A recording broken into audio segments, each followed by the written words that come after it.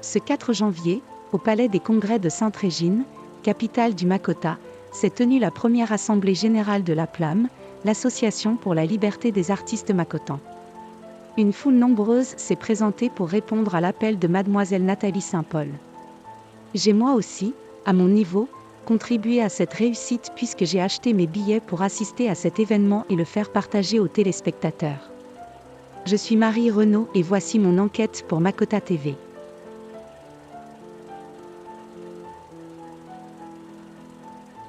À peine dans le hall, je fus saisie par l'enthousiasme d'une foule nombreuse venue pour assister à cette assemblée fondatrice. Je dois avouer que j'étais moi-même très excitée à l'idée d'assister à cet événement historique.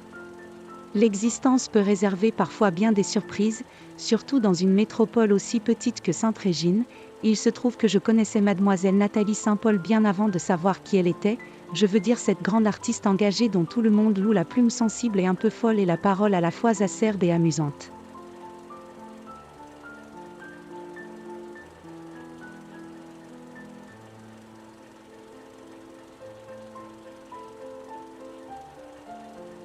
À présent, c'est en homme politique que mademoiselle Saint-Paul s'exprime et c'est un programme qu'elle nous développe, seule sur scène, sous le regard admiratif d'un public tout acquis.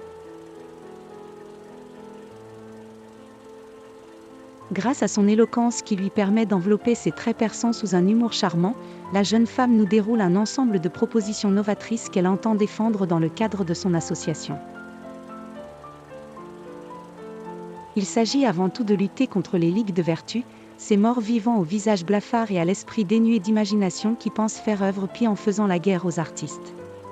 Pour cela, elle exige la stricte application de la liberté d'expression et ajoute qu'elle doit s'adjoindre la justice.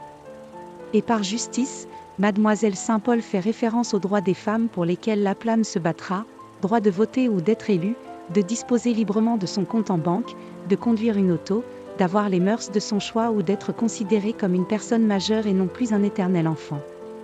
Mademoiselle Dalila, chef du Parti progressiste et invitée d'honneur, s'est dite solidaire et heureuse que mademoiselle Saint-Paul et ses confrères artistes se joignent à la lutte pour la liberté et l'égalité contre les ligues.